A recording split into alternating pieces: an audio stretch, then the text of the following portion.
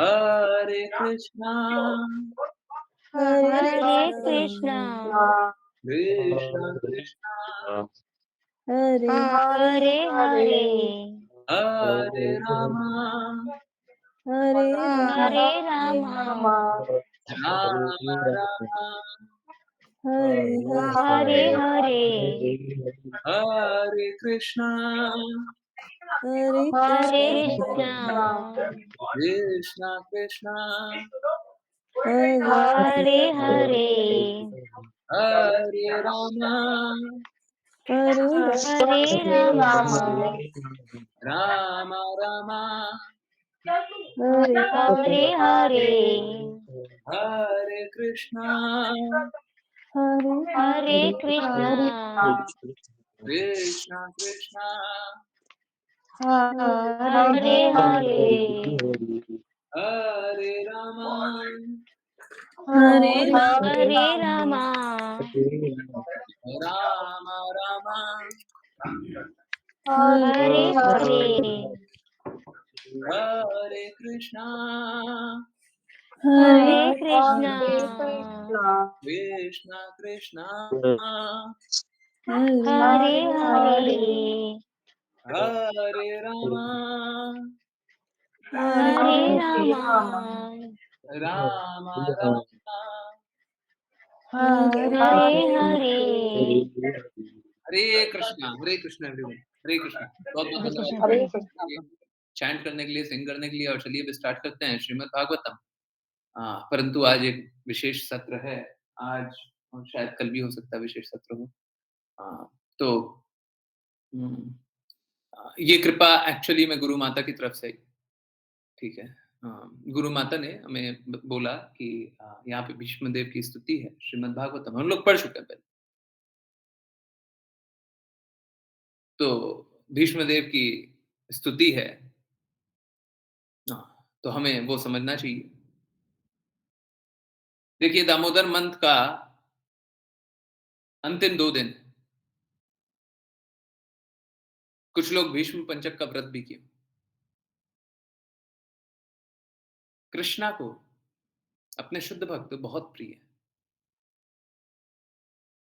हम कभी भी भगवान को शुद्ध भक्त के मुख से ही समझ पाते हैं, शुद्ध भक्त की वाणी से ही समझ पाते हैं, नहीं तो भगवान को समझ पाना असंभव है।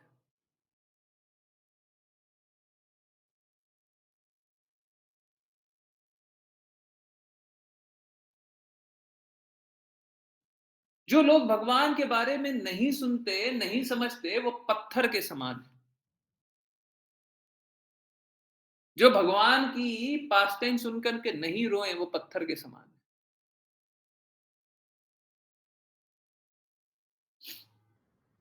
ऐसा नहीं है, हमारी स्थिति बहुत दिव्य हो चली है।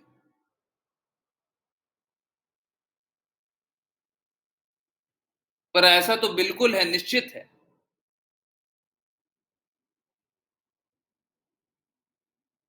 कि हमें पत्थर नहीं बनना।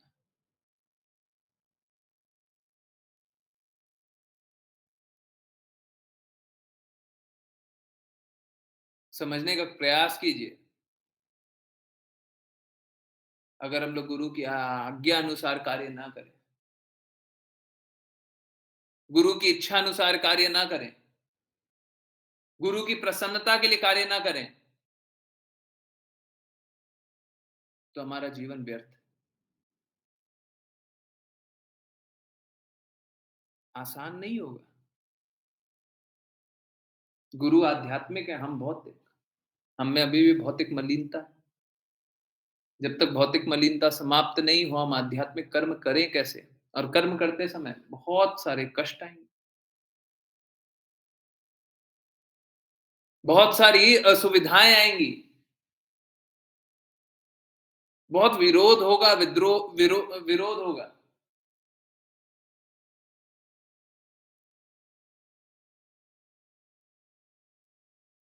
हाँ, ये बात भी सही है कि हम विद्रोह करने लगेंगे। ये सारी बातें सही है।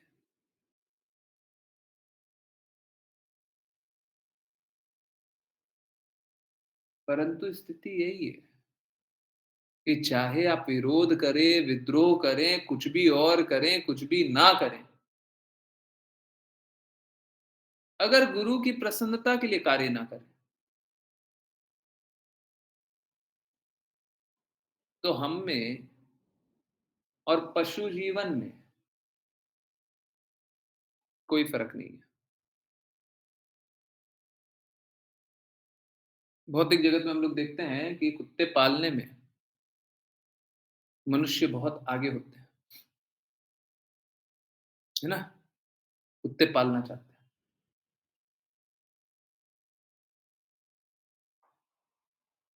और मालूम है क्या?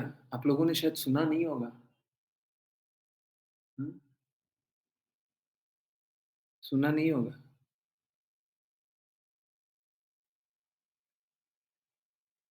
कुत्ते को वो अपना बेटा बताने लग जाते हैं।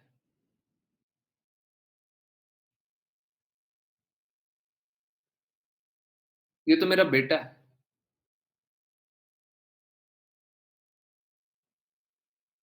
इस प्रकार का संबंध जोड़ते कैसे हैं?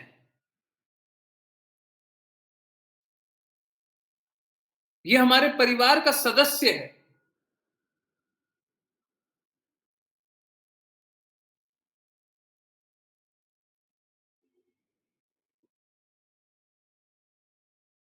कोई अगर बहुत प्रिय हो, मान लिया प्रिय भी है, मान लिया आप उनकी अच्छाई के लिए, उनके भले के लिए आप आकांक्षी हैं, आप चाहते हैं उनका अच्छा हो। सही बात है, उसमें कोई दिक्कत नहीं है। पर आप उनको अपने परिवार का हिस्सा बोल कैसे सकते हैं? परिवार का हिस्सा बोलने का मतलब क्या है? हम भी कुत्ते हैं।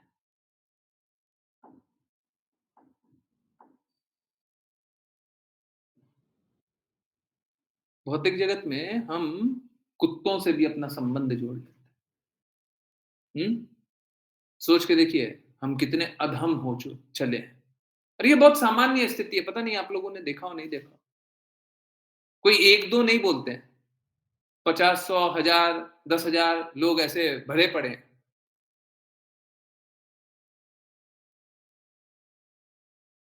जो किसी कुत्ते को अपने घर का हिस्सा बताने लग जाते हैं, परिवार का हिस्सा बताने लग जाते हैं।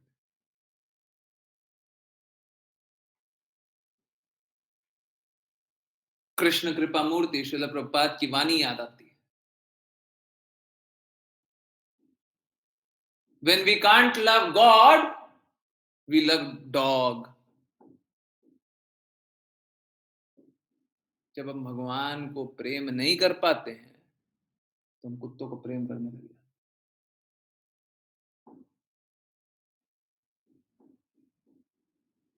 देखिए, हमारे प्रेम का कोई बँटवारा नहीं होना चाहिए। अंग्रेजी में यूज़ करते हैं unalloyed devotional service for the lord. Alloy का अर्थ समझते हैं? हैं? मिश्रण, धातु में मिश्रण होता है ना, उसको अलॉय बोलते हैं। कोई एक धातु को दूसरे धातु में मिश्रित कर दीजिए, वो अलॉय हो जाता है। बोला क्या जाता है? Unalloyed devotional service for the lord. कहने का अर्थ क्या है? अलॉय में जैसे धातु मिश्रित हो जाता है, बिना मिश्रण के, अनअलॉयड, बिना मिश्रण के भक्ति में सेवा भगवान के लिए। जब तक हम ये नहीं करेंगे, हम भक्ति नहीं कर रहे हैं, हम, हमारा हृदय है ही नहीं, कृष्ण चाहिए ही नहीं।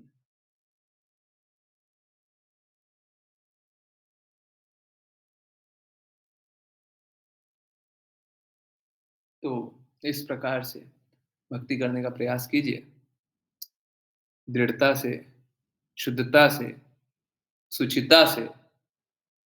और यस, चलिए जल्दी जल्दी रीड करने का प्रयास बढ़ाते हैं। बहुत सारा पढ़ना है, माता जी ने बोला है ना? पढ़ते हैं, है ना? हरे कृष्णा।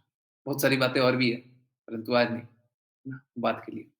कोशिश करते हैं ज़्यादा से ज़्यादा पढ़ने का और जितना माता जी ने बोला है, वो पढ़ने का कोशिश करते हैं और फिर समझेंगे, है ना? जिन-जिन को रीड करना है, वो कृपया हैंड रेज़ करें। ऋचा माता जी प्लीज़ आप स्टार्ट करें। हरे कृष्ण प्रभु जी। भीष्म देव ने कहा, अभी तक मैं जो सोचता, जो अनुभव करता तथा जो चाहता था, वह विभिन्न विषयों तथा वृत्तियों के अधीन था। किंतु अब मुझे उसे परम शक्तिमान भगवान श्री कृष्ण में लगाने दो। वे सदैव आत्मतुष्ट रहने वाले हैं, किंतु कभी-कभी भक्तों के नायक होने के कारण इस भौतिक जगत में अवतरित होकर दिव्य आनंद लाभ करते हैं। यद्यपि यह सारा भौतिक जगत उन्हीं के द्वारा सृजित है। तात्पर्य, चूंकि भीष्म देव एक राजपुरुष, कुरु वंश के मुखिया, महान सेनापति तथा तथा क्षत्रियों के अग्रणी थे, अतएव उनका मन अनेक विषयों में बटा रहता था और उनका चिंतन, अनुभूति तथा उनकी इच्छाएं विभिन्न बातों में लगी रहती थीं। अब शुद्ध भक्ति प्राप्त करने के उद्देश्य से वे परम पुरुष भगवान कृष्ण पर ही सारे चिंतन, अनुभूति तथा इच्छाओं को केंद्रित करना चाहते थे। यहाँ पर उन्हें यानी कृष्ण को भक्तों के नायक तथा सर्वशक्तिमान कहे गए हैं। यद्यपि भगवान कृष्ण आदि भगवान हैं, लेकिन वे अपने शुद्ध भक्तों को भक्तिमय सेवा का वरदान देने के निमित्त इस धरा पर स्वयं अवतरित होते हैं। कभी वे भगवान कृष्ण के रूप में, जो वे स्वयं हैं, और कभी भगवान चैतन्य के रूप में अवतरित होते हैं। दोनों ही शुद्ध भक्तों के नायक हैं। भगवान के शुद्ध भक्तों में भगवान की सेवा करने के अतिरिक्त अन्य कोई इच्छा नहीं रहती। अतएव वे सात्वत कहलाते हैं और भगवान ऐसे सात्वतों में अग्रणी हैं। इसलिए भीष्म देव को अन्य कोई इच्छा नहीं हुई। जब तक मनुष्य सभी प्रकार की भौतिक इच्छाओं से शुद्ध नहीं हो लेता, तब तक भगवान उसके उसके अगुवा नहीं बनते। इच्छाओं को मिटाया नहीं जा सकता, लेकिन उन्हें केवल शुद्ध करना होता है। भगवत गीता में स्वयं भगवान ने पुष्टि की है कि वे भगवान की सेवा में निरंतर लीन रहने वाले शुद्ध भक्तों को उसके हृदय के भीतर से उपदेश देते हैं। ऐसा उपदेश किसी भौतिक हेतु के लिए नहीं, अपितु अपने घर, भगवान के धाम वापस जाने के लिए दिया जाता है। भगवत गीता 10.10। भगवान सामान्य व्यक्ति के लिए, जो भौतिक प्रकृति पर अपना प्रभुत्व दिखाना चाहता है, न केवल उसकी इच्छा पूर्ति करके उसके कार्यों के साक्षी बनते हैं, अपितु वे अभक्तों को भगवत धाम जाने के लिए कभी कोई उपदेश नहीं देते। विभिन्न जीवों, भक्तों तथा अभक्तों के साथ भगवान के व्यवहार में यही अंतर है। वे समस्त जीवों के अग्रणी हैं, जिस प्रकार राजा बंदियों तथा स्वतंत्र नागरिकों का समान रूप से शासक होता है, लेकिन भक्तों तथा अभक्तों के प्रति उनके व्यवहार भिन्न-भिन्न होते हैं। अभक्त लोग भगवान से कभी कोई उपदेश ग्रहण करने की परवाह नहीं करते, इसलिए वे उनके विषय में मौन रहते हैं। यद्यपि वे उनके सारे कार्यों के साक्षी बनकर उन्हें अच्छा या बुरा फल देते रहते हैं। भक्तगण इस भौतिक अच्छाई बुराई से परे होते हैं। वे अध्यात्म पथ पर अग्रसर होते रहते हैं, अतएव उन्हें किसी प्रकार की भौतिक इच्छा नहीं रहती। भक्त यह भी जानता है कि कृष्ण ही आदि नारायण हैं, क्योंकि भगवान श्री कृष्ण ही अपने पूर्णांश से कारणोदक्षाई विष्णु के रूप में प्रकट होते हैं, जो सारी भौतिक सृष्टि के मूल स्रोत हैं। भगवान अपने शुद्ध भक्तों के साथ संगति करने को भी इच्छुक रहते हैं और उन्हीं के लिए वे इस धरा पर अवतार लेकर उन्हें जीवन दान देते हैं। भगवान खुद की इच्छा से प्रकट होते हैं। वे प्रकृति की परिस्थितियों से बाध्य नहीं होते। अतएव उन्हें विभु या सर्वशक्तिमान कहा गया है, क्योंकि वे प्रकृति के नियमों से कभी नहीं बंधते। हरे कृष्ण प्रभु जी। हरे कृष्णा, हरे कृष्णा। आप सभी ये जो भी मेरे को एक्सप्लेन करना है, वो आप सभी पहले से ही जानते हैं। पहले भी आप लोगों ने देखा हुआ है। क्या? हुँ। अभी इनफैक्ट एक काम करते हैं, ज़्यादा डिस्कस नहीं करते हैं। मैं मार्क करते जा रहा हूँ, मैं ज़्यादा डिस्कस नहीं कर रहा हूँ। हाँ, बहुत सारी बातें करनी, तो कोशिश करते हैं पढ़ लेने का, क्योंकि माताजी ने 10 श्लोक बोले हैं, ठीक है? पढ़ते हैं। 10 बोले हैं, कितने बोले? मैं देख कर बताता हूँ। पढ़ते हैं, है ना? Okay. Hare Krishna, Vipul Prabhu ji, please continue. Hare Krishna. Shri Krishna Arjun के घनिष्ठ घनिष्ठ मित्र हैं। वे इस धरा पर अपने दिव्य शरीर सहित प्रकट हुए हैं, जो तमाल वृक्ष सदृश नीले रंग का है। उनका शरीर तीनों लोकों, उच्च, मध्य तथा अधोलोक में हर एक को आकृष्ट करने वाला है। उनका चमचमाता पीताम्बर तथा चंदन चर्चित चर्चित मुख कमल मेरे आकर्षण का विषय बने, और मैं किसी प्रकार के फल की इच्छा न करूं। तात्पर्य: जब श्री कृष्ण स्वेच्छा से इस धरा पर प्रकट होते हैं, तो वे अपनी अंतरंगा शक्ति के माध्यम से ऐसा करते हैं। उनके दिव्य शरीर के आकर्षण अंगों को देखने की इच्छा तीनों लोकों अर्थात ग्रह मंडल के उच्चस्थ, मध्यस्थ तथा अधोलोकों में होती है। ब्रह्मांड भर में कहीं भी भगवान कृष्ण जैसे सुंदर आकृति के शरीर वाला कोई नहीं है। अतः उनके दिव्य शरीर को भौतिक रूप से निर्मित किसी वस्तु से कुछ लेना देना नहीं है। अर्जुन को यहाँ विजेता कहा है। हरे कृष्ण। और कृष्ण अर्जुन को यहाँ विजेता कहा गया है और कृष्ण को उसके घनिष्ठ मित्र। कुरुक्षेत्र युद्ध के बाद शरशैया पर लेटे भीष्मदेव भगवान कृष्ण की वेशभूषा का स्मरण कर रहे हैं, जिसे वे अर्जुन के सारथी के रूप में धारण किए हुए थे। जब अर्जुन तथा भीष्म के मध्य युद्ध चल रहा था, तो भीष्म का ध्यान कृष्ण की चमचमाती वेशभूषा की ओर आकर्षित हुआ था, और इस तरह वे अप्रत्यक्ष रूप से अपने तथाकथित शत्रु अर्जुन की प्रशंसा कृष्ण को अपने मित्र रूप में प्राप्त करने के लिए कर रहे थे। अर्जुन सदा ही विजेता रहा, क्योंकि भगवान उसके सखा थे। भीष्मदेव इस अवसर का लाभ उठाने को विजय सखे अर्थात अर्जुन, हरे कृष्ण, अर्जुन के मित्र संबोधित करके उठाते हैं, क्योंकि जब भगवान को उनके भक्तों के साथ जोड़कर पुकारा जाता है, तो वे अति प्रसन्न होते हैं, क्योंकि भक्तगण उनसे विभिन्न दिव्य रसों से बंधे हुए होते हैं। जब कृष्ण अर्जुन के सारथी थे, तो सूर्य की किरणें भगवान के वस्त्रों पर पड़कर चमक रही थी, और ऐसी किरणों के परावर्तन से उत्पन्न सुंदर रंग भीष्मदेव से भुलाए भी नहीं भुला रहा था। योद्धा के रूप में योद्धा के रूप में वे वीर रस में कृष्ण से अपने संबंध का आस्वाद कर रहे थे। विभिन्न रसों में किसी भी रस में भगवान के साथ दिव्य संबंध होने पर भक्त सर्वाधिक आनंद प्राप्त करते हैं। अल्पज्ञ संसारी लोग जो भगवान के दिव्य रूप में अपने को संबंधित दिखाना चाहते हैं, वे सीधे ही ब्रजधाम की गोपियों का अनुकरण करते हुए माधुर्य रस का दिखावा करते हैं। भगवान के साथ ऐसा हल्का प्रेम संबंध संसारी व्यक्ति की कुत्सित भावना का द्योतक है, क्योंकि जिसने भगवान के साथ माधुर्य रस का आनंद उठा लिया है, वह संसारी श्रृंगार रस में लिप्त नहीं होता, क्योंकि इसकी भर्त्सना संसारी नीति शास्त्र ने भी की है। भगवान के साथ आत्म विशेष का नित्य संबंध क्रमानुसार विकसित होता है। परमेश्वर के साथ जीव का यही संबंध 5 प्रमुख रसों में से किसी एक में हो सकता है, और असली भक्त के लिए इसमें कोई अंतर नहीं पड़ता। भीष्मदेव इसके जीते जागते उदाहरण हैं। तो हमें ध्यान देकर यह समझना है कि वे महान सेना नायक भगवान से किस प्रकार दिव्य रूप से जुड़े हुए हैं। हरे कृष्ण।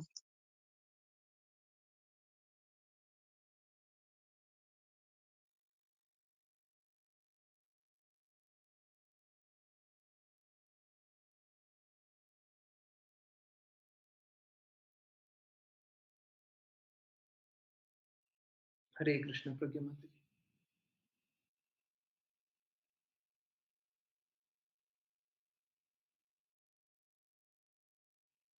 हरे कृष्णा, प्रज्ञा माता जी। हरे कृष्ण। युद्ध क्षेत्र में जहाँ मित्रतावश श्री कृष्ण अर्जुन के साथ रहे थे, भगवान कृष्ण के लहराते केश घोड़ों की टापों से उठी धूल से धूस रहित हो गए थे तथा श्रम के कारण उनका मुखमंडल पसीने की बूंदों से भीग गया था। मेरे तीक्ष्ण बाणों से बने घावों से इन अलंकार अलंकारों की शोभा उन्हें अच्छी लग रही थी। मेरा मन उन्हीं श्री कृष्ण के पास चले। तात्पर्य हरे भगवान कृष्णा हरे कृष्ण हरे कृष्ण। माता जी जब भी कुछ पढ़ रही हैं तो थोड़ा ध्यान दे करके पढ़िए, उसका क्या अर्थ निकल रहा है। यहाँ पे जी प्रभु जी, वो थोड़ा सा धुंधला दिख रहा था अभी। हरे कृष्ण हरे कृष्ण। परंतु फिर भी जो भी पढ़ें उसका अर्थ निकलते हुए पढ़ना चाहिए। मतलब जी ऐसा ना पढ़ें कि हम हिंदी चाइनीज की तरह पढ़ रहे हैं।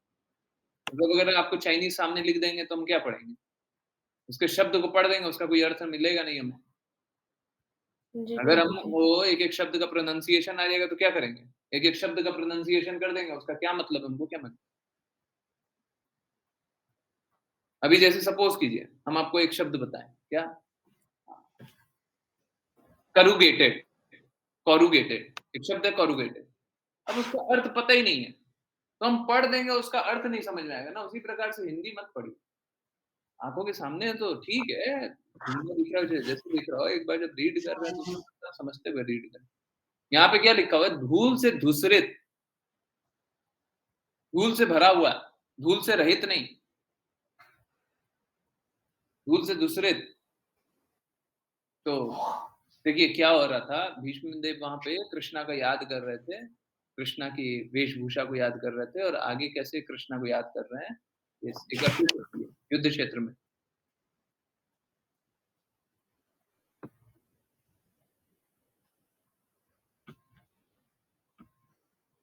हरे कृष्ण। तात्पर्य पढ़ो प्रभु जी। तात्पर्य शुरू से पढ़ो।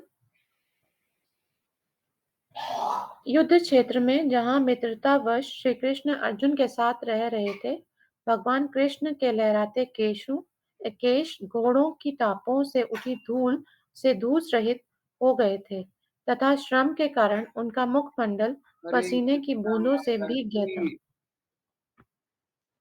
आप क्या सुन रही हैं? पहले मैंने बोला युद्ध क्षेत्र से पढ़िए, युद्ध क्षेत्र में वहाँ से पढ़िए तो आपने वो नहीं सुना। धूस रहित नहीं लिखा हुआ है, धूसरित लिखा हुआ है, धूल से भरा हुआ।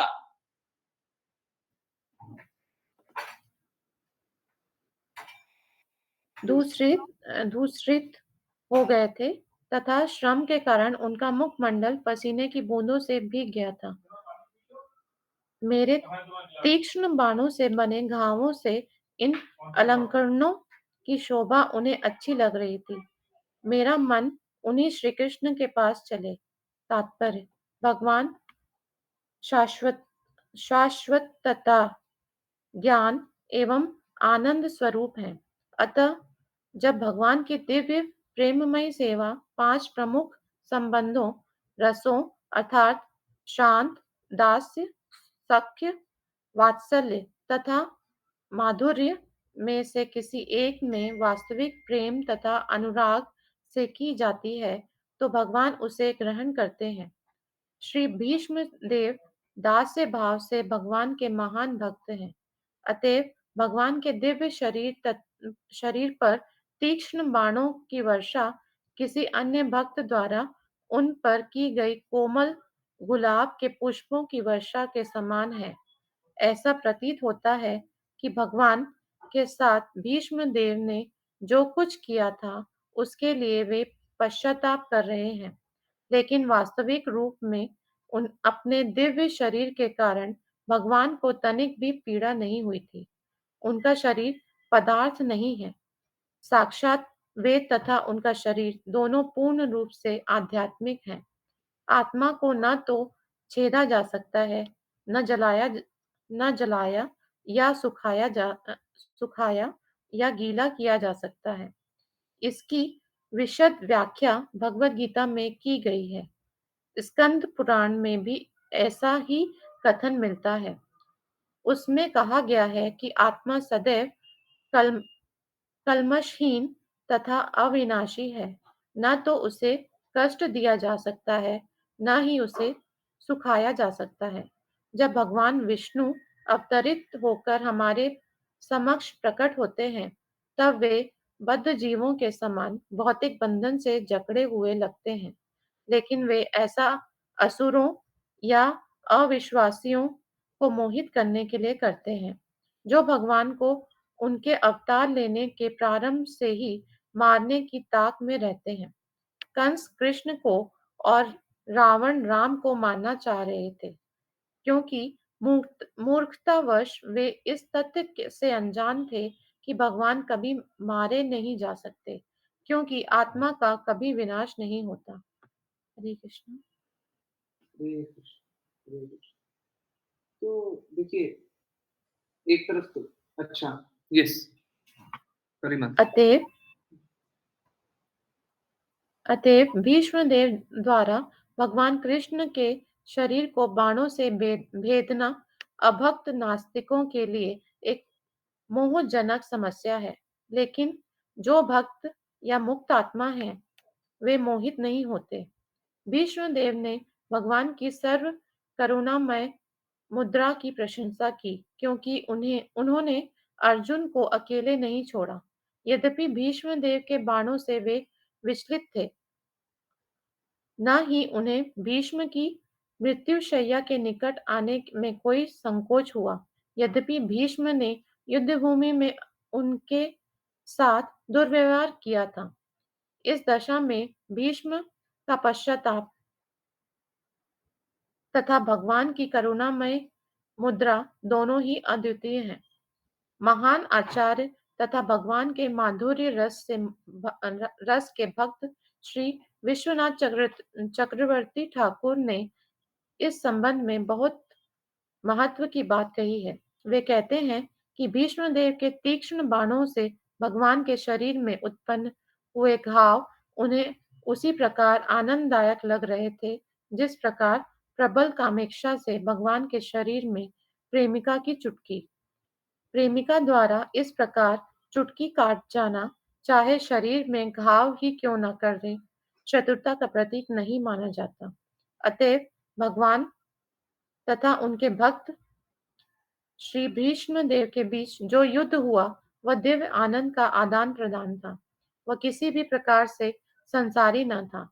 इसके अतिरिक्त चूंकि भगवान का शरीर तथा भगवान अभिन्न है, अतएव परम पूर्ण शरीर में घाव होने की कोई संभावना नहीं थी। तीव्र बाणों के द्वारा उत्पन्न घाव सामान्य व्यक्ति को चकराने वाले हैं, लेकिन जिसको सॉरी जिसको थोड़ा भी परम ज्ञान है, वह इसे शौर्य का दिव्य आदान प्रदान समझेगा। भीष्म देव के तीक्ष्ण बाणों से उत्पन्न घावों से भगवान परम प्रसन्न थे। विभिद्यमान शब्द अत्यंत महत्वपूर्ण है, क्योंकि भगवान की त्वचा भगवान से भिन्न नहीं है। क्योंकि हमारी त्वचा हमारे आत्मा से भिन्न है, अतएव हमारे लिए विभिद्यमान अथवा रगड़ खाना एवं कटा शब्द अत्यंत उपयुक्त होगा। दिव्य आनंद कई तरह का होता है, और इस जगत में जितने भी कार्यकलाप हैं, वे दिव्य आनंद के उल्टे प्रतिबिंब मात्र हैं। क्योंकि इस संसार की हर वस्तु सांसारिक है, अतएव वह उन्माद से पूर्ण है, लेकिन परम जगत में प्रत्येक वस्तु एक ही परम स्वभाव की होने के कारण वहां तरह तरह के उन्माद से रहित भोग है। भगवान को अपने परम भक्त भीष्मदेव द्वारा उत्पन्न घाव आनंद प्रदान कर रहे थे, और चूंकि भीष्मदेव वीर रस के भक्त हैं, अतएव वे उसी छद विच्छद दशा वाले कृष्ण पर अपना ध्यान स्थिर करते हैं। हरे कृष्ण। हरे कृष्ण। बहुत सारी बातें। Okay, let's continue. Ashlesha. Hare Krishna Guru ji. अपने मित्र के आदेश का पालन करते हुए भगवान श्री कृष्ण कुरुक्षेत्र के युद्ध स्थल में अर्जुन तथा दुर्योधन के सैनिकों के बीच में प्रविष्ट हो गए। और वहां स्थित होकर उन्होंने अपनी कृपापूर्ण चितवन से विरोधी पक्ष की आयु क्षीण कर दी। यह सब शत्रु पर उनके दृष्टिपात करने मात्र से ही हो गया। मेरा मन उन कृष्ण में स्थिर हो।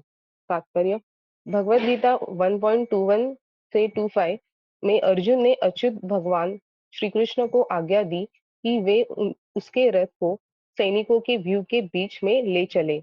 उसने उन्हें आज्ञा दी कि वे वहां तब तक ठहरे जब तक वह युद्ध में आए हुए उन शत्रुओं का निरीक्षण पूरा न कर ले जिनसे उसे लड़ना था। जब भगवान से यह कहा गया तो उन्होंने झट से वैसा कर दिया, मानो वे कोई आज्ञा पालक हो। भगवान ने विपक्षी दल के सभी महत्वपूर्ण व्यक्तियों की ओर संकेत करते हुए कहा, ये रहे भीष्म, ये रहे द्रोण, इत्यादि इत्यादि। परम पुरुष होने के कारण भगवान न तो किसी के आज्ञापालक है, न संदेशवाहक, चाहे वह जो भी हो। लेकिन अपने भक्तों पर अहेतु की कृपा तथा वत्सलता के कारण कभी कभी वे अपने भक्त के आदेश का पालन एक तत्पर दास की तरह करते हैं। अपने भक्त के आदेश का पालन करते हुए वे उसी प्रकार प्रसन्न होते हैं जिस प्रकार पिता अपने नन्हे बालक के आदेश को पूरा करने से प्रसन्न होता है। यह तभी संभव है जब भगवान तथा उनके भक्तों के मध्य शुद्ध दिव्य प्रेम हो, और भीष्म देव इस तथ्य से अवगत थे। इसलिए उन्होंने भगवान को पार्थ सखे कहकर संबोधित किया।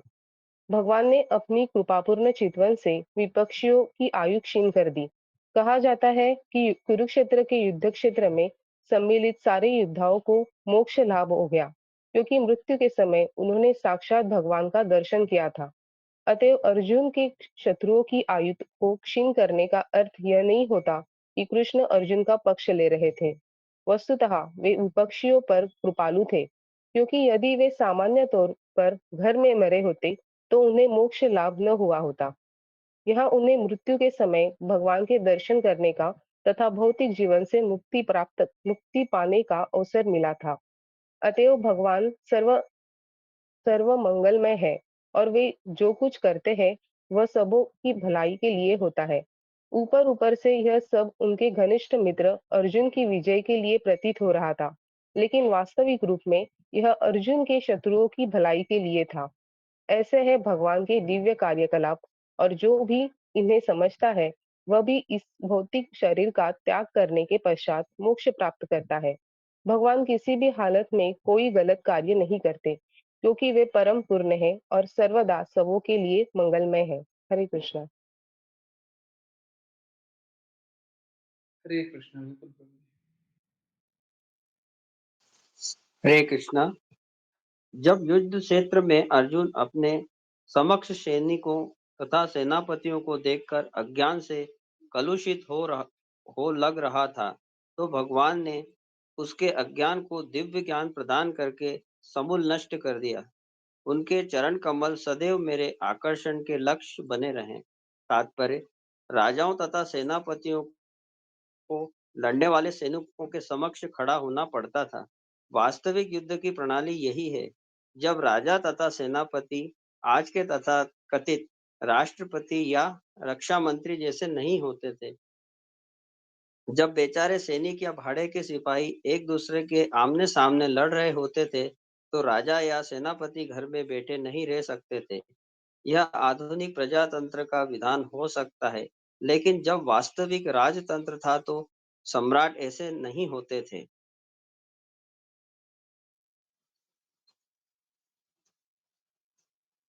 जो योग्यता पर विचार किए बिना चुने जाने वाले कायरों जैसे हों। जैसा कि कुरुक्षेत्र के युद्ध स्थल में स्पष्ट है, दोनों पक्षों के कार्यकारी प्रधान तथा द्रोण, भीष्म, अर्जुन तथा दुर्योधन सोए हुए नहीं थे। वे सभी ऐसे युद्ध में भाग ले रहे थे जो लोग आवास के स्थानों से कहीं दूर संपन्न होने जा रहा था। इसका अर्थ यह हुआ कि निर्दोष नागरिक प्रतिद्वंदी राजसी दलों के युद्ध के प्रभाव से बचे रहते थे। ऐसे युद्ध में जो कुछ हो रहा था उसे नागरिकों द्वारा देखे जाने की कोई आवश्यकता न थी। उन्हें तो अपनी आय का चौथा भाग शासक को देना होता था, चाहे वह अर्जुन हो या दुर्योधन। कुरुक्षेत्र के युद्ध में दोनों दलों के सेना नायक आमने सामने खड़े थे। अर्जुन ने उन्हें अत्यंत करुणा से देखा तथा पछताने लगा कि राज्य लिप्सा के कारण वह अपने स्वजनों को ही मार डालेगा। वह दुर्योधन द्वारा बनाए गए भयानक सैन्य व्यूह से रंच भर भी भयभीत नहीं था, क्योंकि भगवान का दयालु भक्त होने के कारण वह स्वाभाविक था कि उसे सांसारिक वस्तुओं से वैराग्य होता। अतः उसने निश्चय किया कि वह सांसारिक वैभव के लिए युद्ध नहीं करेगा, लेकिन यह तो अल्प ज्ञान के कारण था। इसलिए कहा गया है कि उसकी बुद्धि कलुषित हो गई थी। उसकी बुद्धि को कभी भी कलुषित नहीं होना चाहिए था, क्योंकि वह भगवान का भक्त था तथा सखा था, जैसा कि भगवत गीता के 4th अध्याय से स्पष्ट है। निश्चय ही अर्जुन की बुद्धि कलुषित हो गई थी, अन्यथा देहात्म बुद्धि के द्वारा भौतिक बंधन में पड़े कलुषित बद्ध जीवों के कल्याण के लिए भगवत गीता का उपदेश देने का अवसर कैसे प्राप्त हुआ होता। भगवत गीता संसार के बद्ध जीवों के उद्धार के लिए सुनाई गई, जिससे वे शरीर को मिथ्या ही आत्मा आत्मा न मान बैठे और परमेश्वर के साथ आत्मा के नित्य संबंध को पुनः स्थापित कर सके। भगवान द्वारा आत्मविद्या का प्रवचन मुख्य रूप से ब्रह्मांड के सभी भागों के समस्त व्यक्तियों के लिए हुआ था। हरे कृष्ण। हरे कृष्ण। यहाँ पे बहुत सारी बातें लिखी हुई है, पढ़ना भी बहुत कुछ है, परंतु एक बात बार-बार रिपीट होती है, वो बात पे ध्यान दिया करें। यहाँ पे लिखा हुआ है कि निश्चय ही अर्जुन का मन कलुषित हो गया था, हृदय कलुषित हो गया। परंतु कलुषित होने के बाद का क्या लिखा हुआ है? जो लिखा हुआ है उससे भी ज़्यादा इंटरेस्टिंग है। क्या लिखा हुआ है? कि अगर ऐसा नहीं होता तो भगवत गीता का प्रचार कैसे होता? मतलब कलुषित किया गया था, कलुषित होता हुआ दिखाई दिया था, कलुषित था नहीं। ठीक है। तो बहुत बार ऐसे अप्रत्यक्ष रूप से चीज़ें लिखी रहती है, परंतु हमें अब क्या जानना है? हमें हमेशा हर स्थिति में यही जानना है कि हम शुद्ध भक्तों को, वैष्णवों को कभी निम्न अवस्था में ना देखें, है ना? वो हमेशा उच्च है, ठीक है? ओके? हाँ, ऋचा माता जी, आश्लेषा माता जी, किनका टर्न है? जिनका टर्न है वो अनम्यूट करके रीड करें।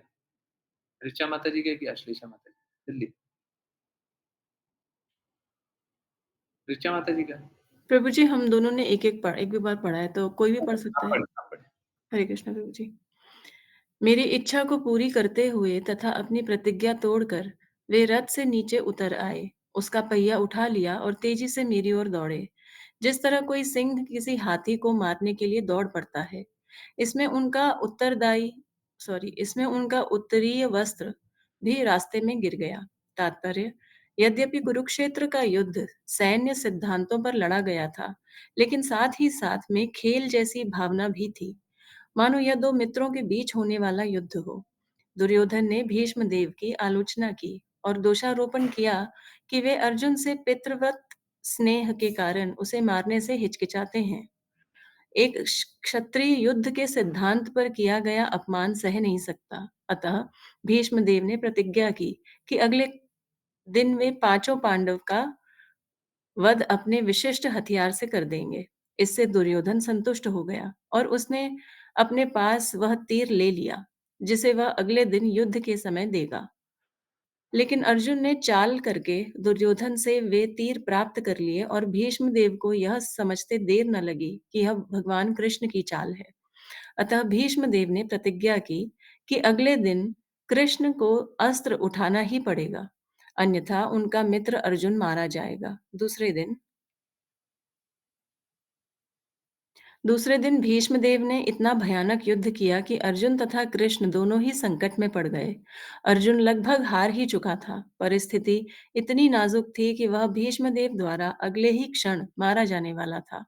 उस समय भगवान कृष्ण ने भक्त भीष्म की प्रतिज्ञा को रखकर उन्हें प्रसन्न करना चाहा, क्योंकि यह उनकी अपनी प्रतिज्ञा से अधिक महत्वपूर्ण था। ऊपर से ऐसा लगता था कि उन्होंने अपनी प्रतिज्ञा तोड़ी। उन्होंने कुरुक्षेत्र युद्ध प्रारंभ होने से पूर्व प्रतिज्ञा की थी कि मैं कोई अस्त्र ग्रहण नहीं करूंगा और किसी भी पक्ष में अपना बल नहीं आजमाऊंगा। लेकिन अर्जुन की रक्षा करने के लिए वे रथ से उतरे, रथ का पहिया उठाया और क्रुद्ध होकर भीष्म देव पर तेजी से इस तरह झपटे जैसे सिंह हाथी को मारने झपटता है। इससे रास्ते में उनका अंग वस्त्र गिर गया और क्रोधवश उन्हें इसका होश तक न रहा कि रास्ते में उनसे क्या गिर गया। तब भीष्म ने तुरंत हथियार डाल दिए और स्वयं अपने प्रिय प्रभु श्री कृष्ण द्वारा मारे जाने के लिए खड़े हो गए। उस दिन का युद्ध उसी क्षण समाप्त हो गया और अर्जुन की प्राण रक्षा हो सकी। निस्संदेह अर्जुन की मृत्यु की कोई संभावना नहीं थी, क्योंकि साक्षात भगवान रथारूढ़ थे। लेकिन चूंकि भीष्मदेव चाह रहे थे कि श्री कृष्ण अपने मित्र को बचाने के लिए हथियार उठाएं, अतएव भगवान ने ऐसी स्थिति उत्पन्न कर दी कि अर्जुन की मृत्यु सन्निकट जान पड़ी। वे भीष्मदेव के समक्ष यह दिखाने के लिए खड़े रहे कि भीष्म की प्रतिज्ञा पूरी हो गई और उन्होंने पहिया उठा लिया। हरे कृष्ण प्रभु जी। हरे कृष्ण, हरे कृष्ण। यहाँ पे हो सकता है दिख रहा हो कि युद्ध चल रहा है, परंतु सच बता रहा हूँ, सच बता रहा हूँ। यहाँ पे युद्ध वुद्ध छोड़िए, यहाँ पे प्रेम प्रसार चल रहा है। आप लोग जब इसको शुद्ध अवस्था में देखेंगे तो बस एक ही चीज दिखाई देगा कि यहाँ पे बस प्रेम हो रहा है। पहले भीष्म देव कृष्णा के प्रेम में ये किए, फिर कृष्णा भीष्म देव के प्रेम में किए, फिर अर्जुन कृष्ण और कृष्ण के प्रेम में कार्य किए हैं। तब यहाँ पे प्रेम चल रहा है। नहीं समझ में आता, प्रत्यक्ष रूप से चीजें क्लियर नहीं होती है, परोक्ष रूप से चीजों का विस्तृत अर्थ होता है।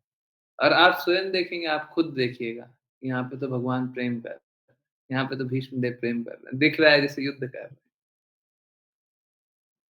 इसीलिए बोलते हैं भक्तों का जो कार्यकलाप होता है उसको भौतिक बुद्धि से मत समझिए। दिख रहा है भीष्म देव युद्ध कर रहे हैं, कहाँ युद्ध कर रहे हैं? हरे कृष्ण। हमें ऐसा दिख रहा है, हैं? युद्ध करते हैं तो दूसरे का अहित करते हैं। भीष्म देव क्या अहित करना चाह रहे हैं? अर्जुन क्या भीष्म देव का हित करना चाह रहे हैं? दोनों में से कोई कृष्णा का हित करना चाह रहा है? कृष्णा दोनों का हित करना चाह रहे हैं? यहाँ पे कोई युद्ध नहीं चल रहा है, यहाँ पे प्रेम प्रसार चल रहा है। भक्त जहाँ पे भी होते हैं वहाँ पे प्रेम प्रसार चलता है, भगवान जहाँ पे भी होते हैं वहाँ पे प्रेम प्रसार चलता है। समझ में नहीं है, आंखें खराब है तो अलग बात। हरे कृष्ण।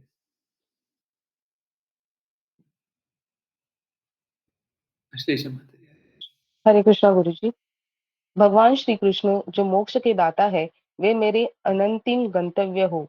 युद्ध क्षेत्र में उन्होंने मेरे ऊपर आक्रमण किया, मानो वे मेरे पहिने बाणों से बने घावों के कारण क्रुद्ध हो गए हो। उनका कवच छितरा गया था और उनका शरीर खून से सन गया था।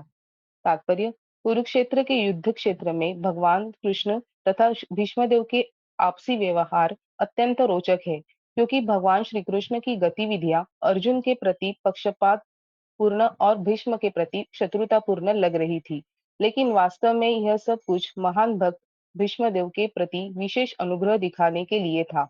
ऐसे आचरणों की सबसे बड़ी विशेषता यह होती है कि भक्त शत्रु का अभिनय करते हुए भी भगवान को प्रसन्न कर सकता है।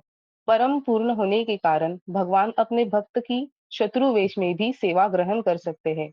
परमेश्वर का कोई शत्रु नहीं हो सकता, नहीं कोई तथाकथित शत्रु उन्हें हानि पहुंचा सकता है, क्योंकि वे अजीत है।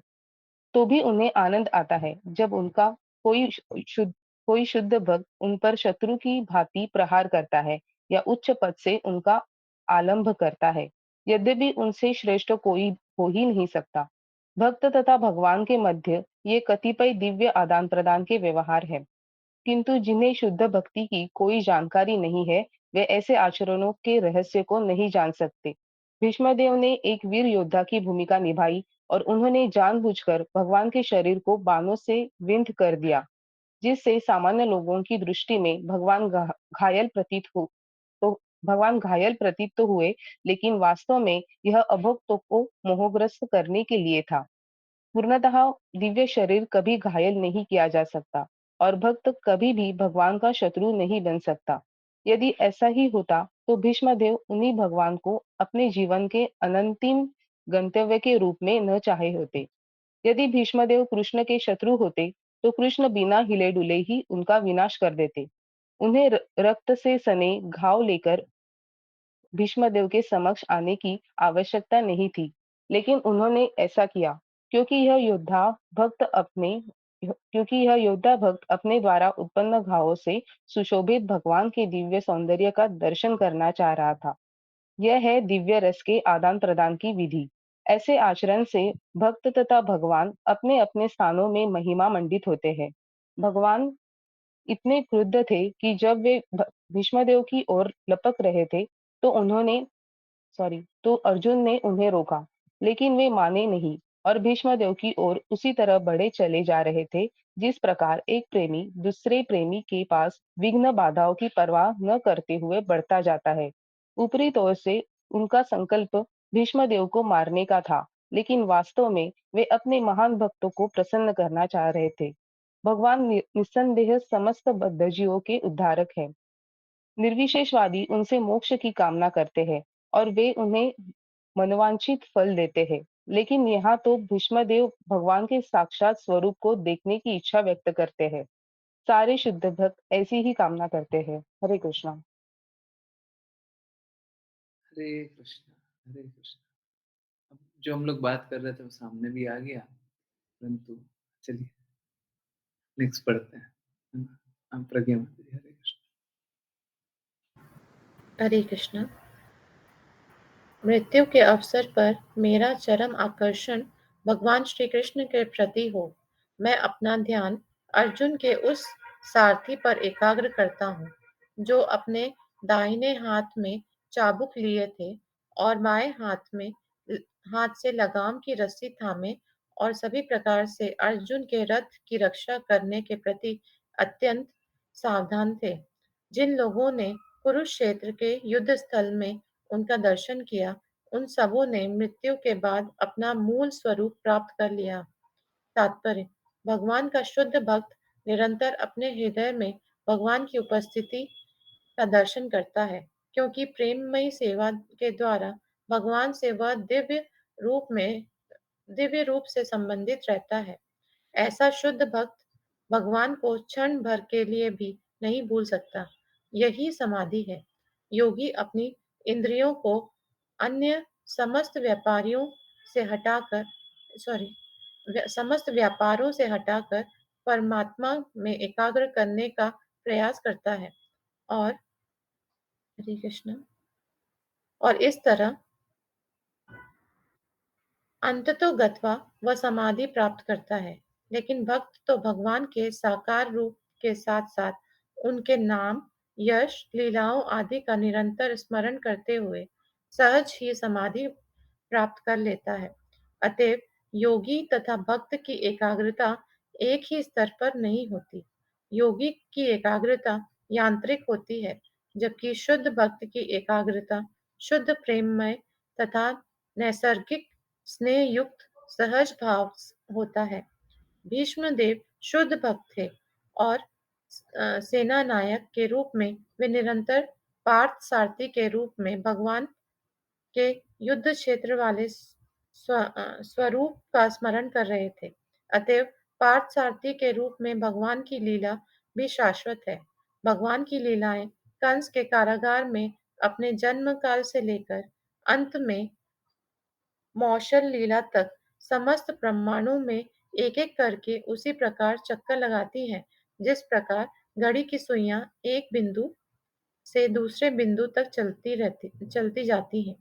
और ऐसी लीला में पांडव तथा भीष्म जैसे उनके पार्षद उनके नित्य संगी रहते हैं।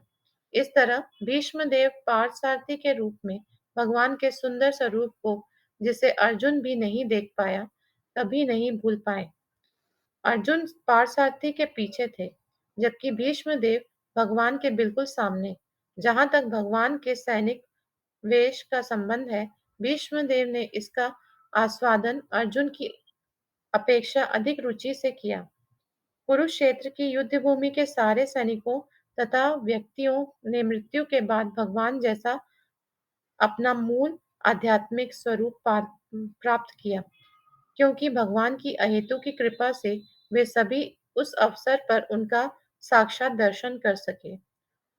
जलचर से लेकर ब्रह्मा तक विकास चक्र से चक्कर लगाते हुए सभी बद्ध जीव माया के रूप में हैं या उस रूप में हैं जिसे उन्होंने अपने कर्मों से प्राप्त किया है और जो भौतिक प्रकृति ने उन्हें प्रदान किया है। बद्ध जीवों के भौतिक रूप बाहरी वस्त्रों की तरह हैं और जब बद्धजीव माया के चंगुल से छूट जाता है, तब उसे अपना मूल स्वरूप प्राप्त होता है। निर्विशेषवादी भगवान के निराकार ब्रह्म तेज को प्राप्त करने का इच्छुक रहता है, लेकिन भगवान के अंश स्वरूप जीवित स्फुलिंगों के लिए यह रंच मात्र भी हितकर नहीं है। अतएव निर्विशेषवादी पुनः नीचे गिरते हैं और फिर से भौतिक रूप प्राप्त करते हैं, जो आत्मा के लिए एक मिथ्या होते हैं। भगवान को आध्यात्मिक स्वरूप जैसा रूप चाहे वह दो भुजाओं वाला हो या चतुर्भुजी, भक्तों को आत्मा की मूल प्रकृति के अनुसार वैकुंठ में या गोलोक में प्राप्त होता है। यह स्वरूप जो 100% आध्यात्मिक है, जीव का स्वरूप है। और इन और उन सारे व्यक्तियों ने जिन्होंने कुरुक्षेत्र की युद्ध भूमि में दोनों ओर से युद्ध किया, अपना अपना स्वरूप प्राप्त किया, जिसकी पुष्टि भीष्म देव कर रहे हैं। अतएव भगवान श्री कृष्ण केवल पांडवों पर ही कृपालु नहीं थे, वे दूसरे पक्षों पर भी दयालु थे, क्योंकि उन सबों को एक ही जैसा फल प्राप्त हुआ। भीष्मदेव भी वही सुविधा चाह रहे थे और यही भगवान से उनकी प्रार्थना थी। यद्यपि भगवान के पार्षद रूप में किसी भी स्थिति में उनका पद सुरक्षित है। निष्कर्ष यह निकला कि जो भी व्यक्ति भगवान का दर्शन करते हुए मरता है, चाहे वह दर्शन हो भीतर से हो या बाहर से, वह अपना स्वरूप प्राप्त करता है। वही जीवन का सर्वोच्च सिद्धि है। हरे कृष्ण। हरे कृष्ण, हरे कृष्ण। देखिए, हम भगवान का चिंतन करें तो हम शुद्ध हो जाएंगे। आप ये मत समझिए, अगर सपोज कीजिए यहाँ पे जिज्ञासा हो सकती है, कोई बहुत बड़ा पापी है और कुरुक्षेत्र के युद्ध में हो, भगवान को देख ले अंत काल में, तो भगवान का चिंतन करते हुए, चाहे भय से ही भगवान का चिंतन करते हुए वो अपने प्राण त्याग दे, तो था तो वो पापी, भय से ही देख रहा था, प्रेम तो था नहीं, तो उसको अपना मूल स्वरूप क्यों मिलना चाहिए, उसको मुक्ति क्यों मिलनी चाहिए?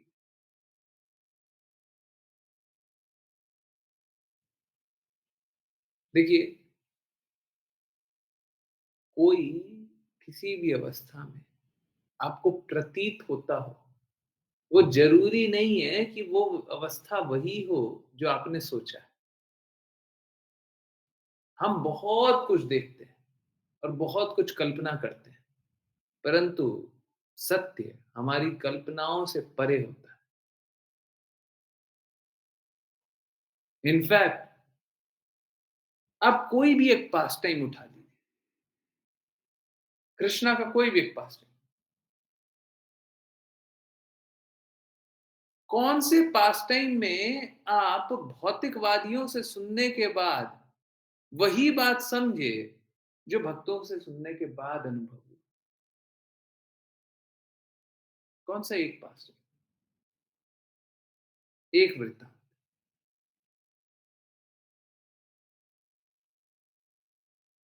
भीष्मदेव कभी भी कृष्णा के विरुद्ध कोई कार्य नहीं कर रहे, न करने की कल्पना कर सकते, शुद्ध भक्त, उनमें कोई त्रुटि नहीं है। ठीक है, चलिए, तो 3 श्लोक और बचता है। एक काम करते हैं, देखिए, कल कंक्लूड हो जाएगा, ठीक है, तो हमको आज ही पढ़ लेना चाहिए, हमको कल नहीं पढ़ना चाहिए, ठीक है, आज ही पढ़ लेना चाहिए। तो दो दो तरीके हैं, या तो 15-20 मिनट एक्सटेंड कर दें, 20 मिनट बढ़ा दें, तो पढ़ लेते हैं पूरा 3 श्लोक। और 3 नहीं पढ़ सकते हैं तो उसका मीनिंग पढ़ लें जल्दी से, मीनिंग या एक्सटेंड, एम या ई जल्दी से लिखिए, बस मीनिंग पढ़ें कि एक्सटेंड कर दें, 20 मिनट एक्सटेंड करेंगे, 3 पढ़ लेंगे जल्दी, कल के लिए नहीं छोड़ेंगे, क्योंकि माता जी ने बोला या तो आज पढ़ लो या कल पढ़ लो, कल के लिए बोला था आज पढ़ लो या कल पढ़ लो, तो आज ही कंप्लीट करना है, कल के लिए हम नहीं छोड़ सकते। कल मोस्ट लाइकली वो जो पूर्णिमा है वो हिट कर जाएगा और कल अर्थ नहीं होगा, है ना? तो आज जो लाभ है वो अंतिम बार लाभ है ना? इस दामोदर में। तो आप लोग एक्सटेंड करने बोल रहे हैं? 3 श्लोक हैं, जल्दी से पढ़ लेते हैं। हरे कृष्णा। विपुल प्रभु जी नेक्स्ट। 40, 41, 42 ओके, आप एक पढ़ें 40। हरे कृष्णा। प्रभु जी तात्पर्य पढ़ना या पूरे ही? मेरा मन उन भगवान श्री कृष्ण में एकाग्र हो जिनकी चाल तथा प्रेम भरी मुस्कान ने ब्रजधाम की रमणियों अर्थात गोपियों को आकृष्ट कर लिया।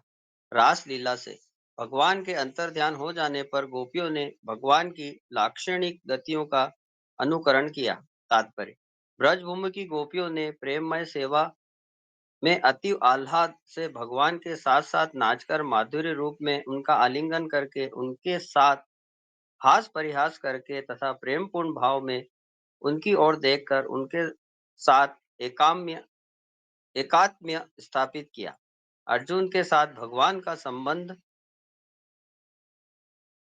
भीष्मदेव जैसे भक्त द्वारा प्रशंसनीय है, लेकिन गोपियों के साथ भगवान का संबंध और भी अत्यधिक शुद्ध प्रेममय सेवा के कारण अत्यधिक प्रशंसनीय है। भगवान की कृपा से अर्जुन को सारथी के रूप में भगवान की भ्रातृ सेवा प्राप्त हुई थी, लेकिन भगवान ने अर्जुन को अपने समान स्तर की शक्ति प्रदान नहीं की, किंतु गोपियां तो भगवान के बराबर का स्तर प्राप्त करके असल में भगवान के साथ एकात्म हो गई। भीष्म द्वारा गोपियों के स्मरण उनकी इस आकांक्षा की एक प्रार्थना है जिससे उन्हें जीवन की अंतिम अवस्था में गोपियों की कृपा भी प्राप्त हो सके। भगवान अपने शुद्ध भक्तों को महिमा मंडित होते देखकर अधिक प्रसन्न होते हैं। अतएव भीष्मदेव ने केवल अर्जुन के कृत्यों का ही यशोगान नहीं किया, अपितु गोपियों का भी स्मरण किया, जिन्हें भगवान की प्रेममयी सेवा करने के कारण भगवान की अद्वितीय कृपा प्राप्त हो सकी। भगवान के साथ गोपियों की समता कभी भी निर्विशेषवादियों के सायुज्य मोक्ष के समान समझने की गलती नहीं करना चाहिए। यह समता पूर्ण आह्लाद की है, जहां अंतर पूर्णतया मिट जाता है क्योंकि प्रेमी प्रेमिका के हित आपस में जुड़ जाते हैं। हरे कृष्णा। हरे कृष्ण, हरे कृष्ण। तो देखिए बस इतना जान लीजिए, गोपियों का प्रेम परम शुद्ध था। भीष्म देव भी उनकी स्तुति करते हैं, जबकि वो शौर्य शौर्य रस अ, में स्थित है ना? परंतु फिर भी गोपियों की प्रेम की महिमा गान करते हैं ना? तो ये दिव्य प्रेम। ऋचा माता जी। हरे कृष्ण प्रभु जी। महाराज युधिष्ठिर द्वारा संपन्न राजसूय यज्ञ में विश्व के सारे महापुरुषों, राजाओं तथा विद्वानों की एक महान सभा हुई थी और उस सभा में सबों ने श्री कृष्ण की पूजा परम पूज्य भगवान के रूप में की थी। यह सब मेरी आंखों के सामने हुआ और मैंने इस घटना को याद रखा, जिससे मेरा मन भगवान में लगा रहे। तात्पर्य कुरुक्षेत्र युद्ध में विजयी होने के बाद चक्रवर्ती सम्राट महाराज युधिष्ठिर ने राजसूय यज्ञ संपन्न किया। उन दिनों सिंहासन पर बैठने के बाद राजा अपनी श्रेष्ठता घोषित करने के उद्देश्य से विश्व भर में विचरण हेतु एक घोड़ा छोड़ता था और किसी भी राजकुमार या राजा को यह स्वतंत्रता थी कि वह उस सम्राट की सत्ता को माने या न माने।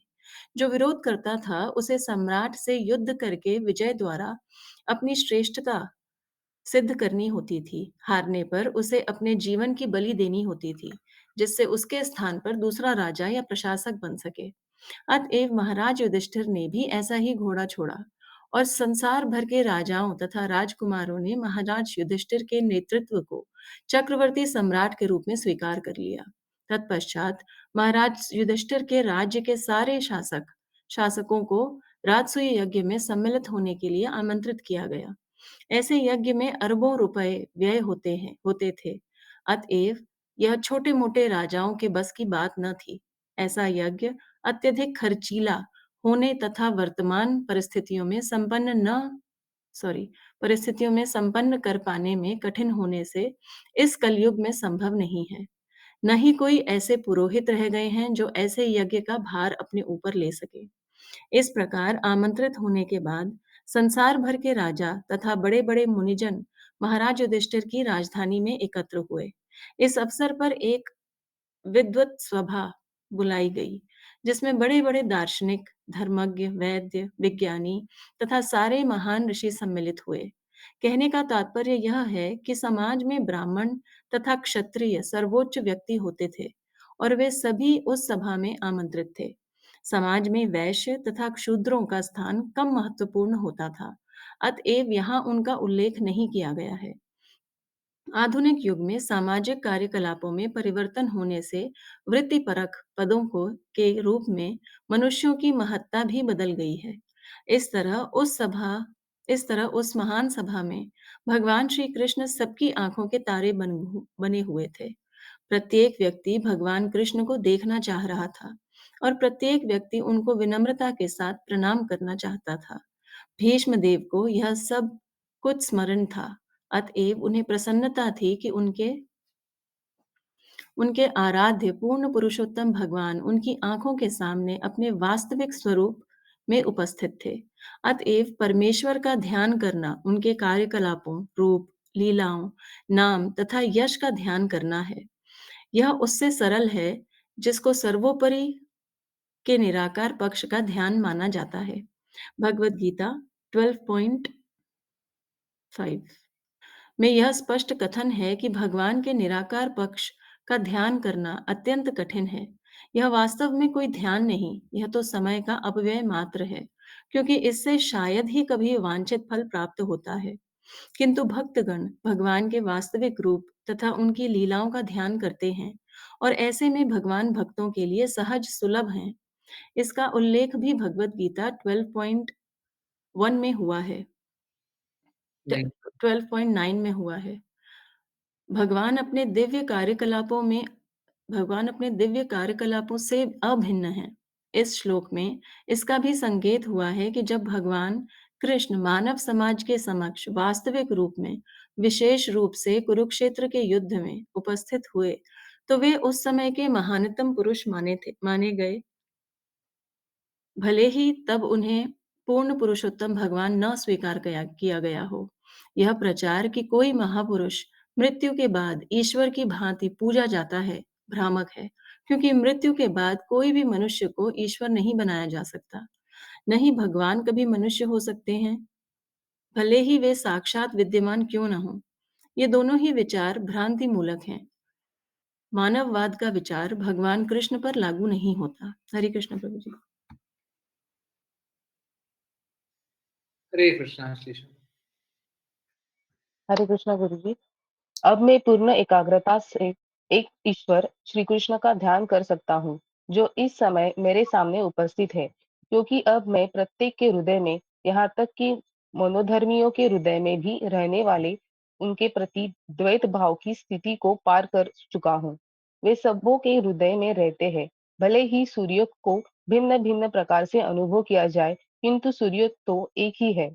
तात्पर्य, भगवान श्री कृष्ण ही एक परम भगवान है, लेकिन उन्होंने अपनी अकल्पनीय शक्ति के द्वारा अपने आप को अनेक अंशों में विस्तारित कर रखा है। द्वैत भाव उनकी इस अकल्पनीय शक्ति को न जानने से उत्पन्न होता है। भगवत गीता 9.11 में भगवान कहते हैं कि जो मूर्ख है वे ही उन्हें उन्हें मात्र मनुष्य मानते हैं। ऐसे मूर्ख व्यक्ति भगवान की अकल्पनीय शक्ति से अवगत नहीं रहते। वे अपनी अकल्पनीय शक्ति से सबों के हृदय में उसी प्रकार विद्यमान है, जिस प्रकार सूर्य संसार भर के लोगों की आंखों के सामने विद्यमान है। भगवान का परमात्मा रूप उनके पूर्ण अंश का विस्तार है। वे अपनी अकल्पनीय शक्ति से प्रत्येक के हृदय में परमात्मा रूप में अपना विस्तार करते हैं। वे अपने व्यक्तिगत तेज के विस्तार के द्वारा ब्रह्म ज्योति के जाज्वल्यमान तेज के रूप में अपना विस्तार करते हैं। ब्रह्म संहिता में कहा गया है कि ब्रह्म ज्योति उनका व्यक्तिगत तेज है, अतएव उनमें तथा उनके तेज ब्रह्म ज्योति या परमात्मा रूप में उनके पूर्ण अंशों में कोई अंतर नहीं है। अल्पज्ञानी लोग, जिन्हें इस तथ्य का पता नहीं है, वे ब्रह्म ज्योति तथा परमात्मा को श्री कृष्ण से भिन्न समझते हैं।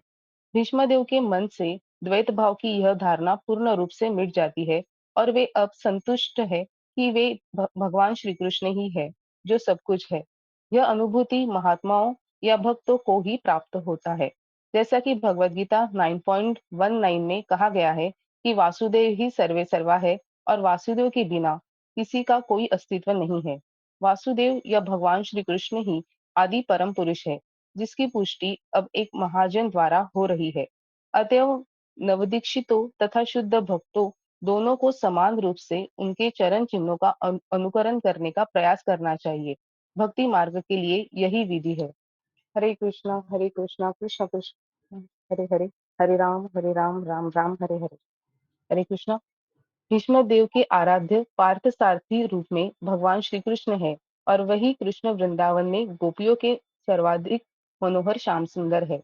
कभी कभी अल्पज्ञ अध्येता भूलवश यह सोचता है कि वृंदावन के कृष्ण तथा कुरुक्षेत्र युद्ध वाले कृष्ण पृथक पृथक व्यक्तित्व है, लेकिन भीष्मदेव के मन से यह भ्रांति पूरी तरह दूर हो चुकी है।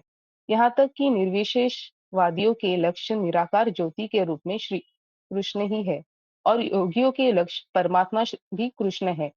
कृष्ण ब्रह्म ज्योति तथा अंतर्यामी परमात्मा दोनों ही है, लेकिन ब्रह्म ज्योति या परमात्मा में न तो कृष्ण होते हैं न कृष्ण के मधुर संबंध। अपने साकार रूप में कृष्ण पार्थसारथी तथा वृंदावन के श्याम सुंदर दोनों ही है, लेकिन निराकार पक्ष में वे न तो ब्रह्म ज्योति है न ही परमात्मा में। भीष्मदेव जैसे महात्मा श्री कृष्ण के इन विभिन्न स्वरूपों का अनुभव कर सकते हैं। अतएव वे श्री कृष्ण को समस्त स्वरूपों का उद्गम जानकर उन्हीं की पूजा करते हैं। हरे कृष्णा। हरे कृष्ण माता जी, हरे कृष्ण एवरीवन। तो जो पूर्ण ज्ञान में स्थित हैं, भीष्मदेव जो सब कुछ अनुभव कर चुके हैं, वो कृष्णा को ही संपूर्ण मानते हैं। और आप देखिए, अगर हमारा सहारा कृष्णा को छोड़ करके भी कोई और है, तो हम शुद्ध भक्ति नहीं कर रहे। और अगर हम शुद्ध भक्ति नहीं कर रहे हैं,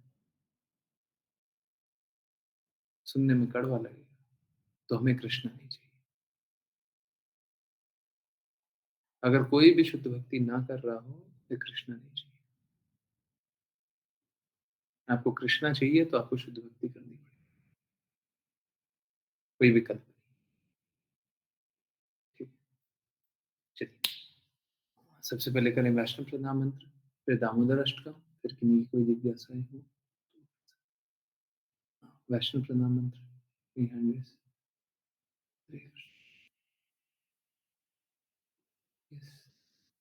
प्रज्ञा माता जी, हरे कृष्ण। हरे कृष्ण। वाञ्छकल्पतरुभ्यश्च कल्पतरुभ्यश्च कृपासिन्धुभ्येव च कृपासिन्धुभ्य एव च पतितानां पावनेभ्यो पतितानां पावनेभ्यो वैष्णवेभ्यो नमो नमः। वैष्णवेभ्यो नमो नमः। अनंत कोटि वैष्णव वृंद की जय श्रील प्रभुपाद की जय गीता की जय भागवतम की जय की। जय। हरे कृष्ण हरे हरे कृष्णा हरे कृष्णा कृष्ण कृष्णा कृष्ण हरे हरे हरे कृष्ण हरे राम कृष्ण हरे कृष्ण राम हरे राम हरे राम हरे हरे राम कृष्ण हरे हरे राम कृष्णा हरे राम कृष्णा राम कृष्ण हरे कृष्णा हरे। हरे हरे हरे राम कृष्ण हरे हरे राम कृष्ण राम राम कृष्ण हरे कृष्ण हरे हरे हरे हरे कृष्णा कृष्णा हरे कृष्ण राम कृष्णा राम हरे राम हरे हरे हरे। हरे कृष्ण हरे कृष्ण कृष्ण हरे हरे हरे राम राम राम हरे हरे। हरे कृष्ण हरे प्रभु जी। कृष्णा गुरु जी।